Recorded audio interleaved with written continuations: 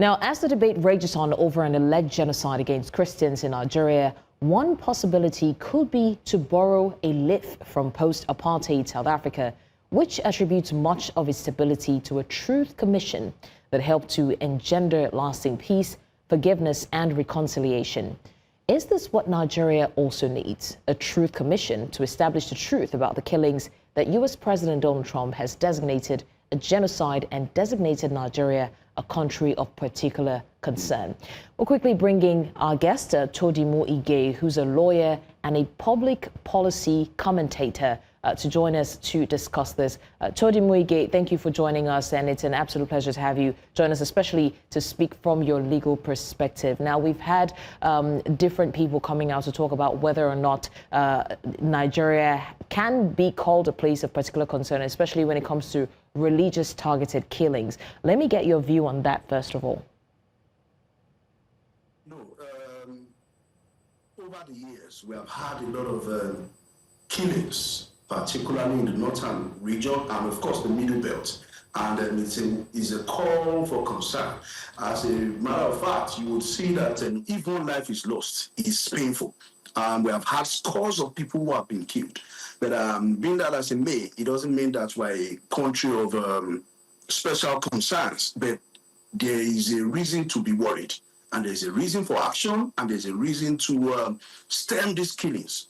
If one life is lost, whether you're a Christian, a Muslim, or a traditionalist, a person's life is important. And of course, the Constitution of the Federal Republic of Nigeria guarantees and is even inherent. You cannot take your life of your own accord. So it means that the Constitution feels that and upholds that the life of every Nigerian is sacrosanct and must be respected. So that's my view, that's my opinion, that we must respect the lives of every citizen. Have arguments of those who say in functional societies, the facts should speak for themselves and not different groups giving different accounts of what's going on, because the numbers don't lie. How do we establish the facts in this case? Because the government says, though there is insecurity in the country at the moment, it is not religious-based, it is not targeted at a particular religion. But another group of Christian persons, even subgroups, have come out to say that Christians are being killed, not denying the fact that other religions are affected, but Christians mostly are being targeted, especially in the north. So how do we reconcile the facts? Now, the background that you have laid is, it's right that the security agencies are the ones responsible for the security of lives and property of Nigerians. The Christians are saying that they are being targeted. The Muslims are saying that they are being targeted. The appropriate authority to put this to rest is the security agency. Let us have the data. What have you been doing? What information do you have? Because we cannot continue to operate in as a result on speculations. No, this now is not the time to speculate. And the truth of it is that these deaths, these killings have been going on for over 10 years. And we should have accurate data. What is the source of these insurgencies, banditry, killings? What is the solution? What is the way forward? There should be information out there that we can easily, readily grasp. If people are saying that, oh, Christians are being persecuted, the Muslims have said that, oh, no, Muslims are being persecuted. Some are saying, oh, the killing is just of a general approach. Then we need data. And it is the responsibility and the duty of the security agencies to come out with this data and furnish Nigerians with what they have done to stem the killings. Because we cannot operate in speculations. It shows that we are not serious about the death of our citizens. Because we should have data that is very clear, that is unmissable. This is the social time.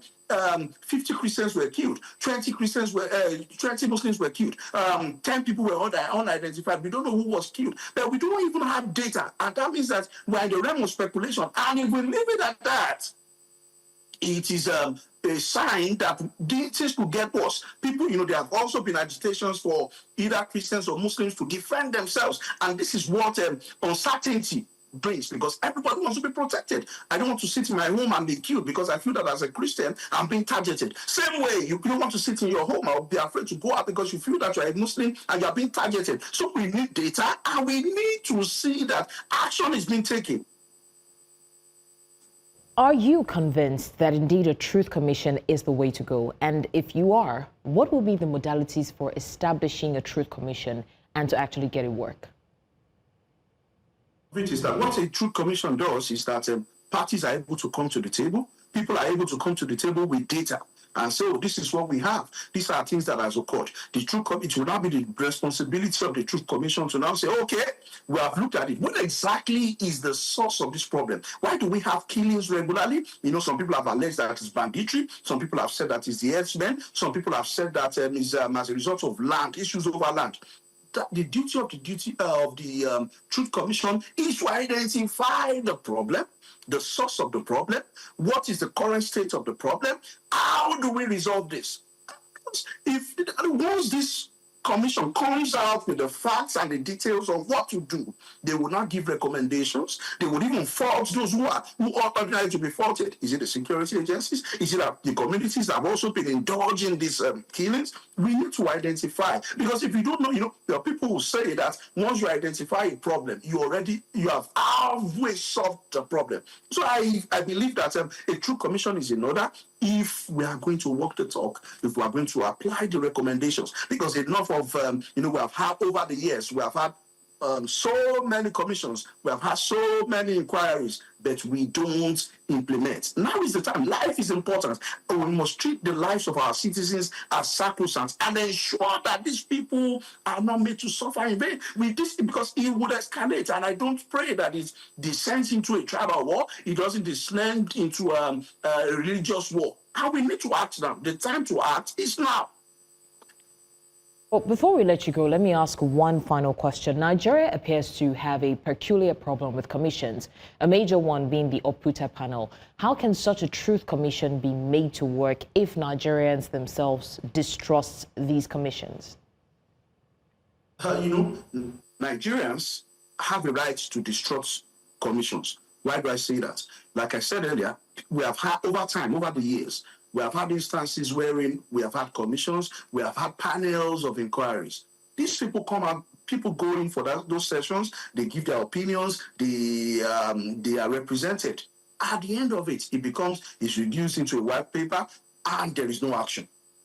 We need to show that we are not just sitting down, we are not just doing this for political reasons. We are not doing this for massaging the egos of some people. We need to be sincere about these inquiries. We need to be sincere that once this panel or this commission reaches a decision, it will be implemented. Those who have been faulted will be charged, because it is not enough to sit down and come to a resolution and we don't implement. As a matter of fact, Nigeria has a lot of laws, but we don't have implementation. Implementation is key and fundamental. It is also germane to our work as a nation. We must ensure that this commission not just sits, but we must implement whatever recommendations. That way, people will trust the system, people will trust the process, and we should, work in that line. I think that's the way forward. Lawyer and public policy commentator Twedi Muige, thank you so much for joining us and lending your voice to this course, and we'll see how that turns out.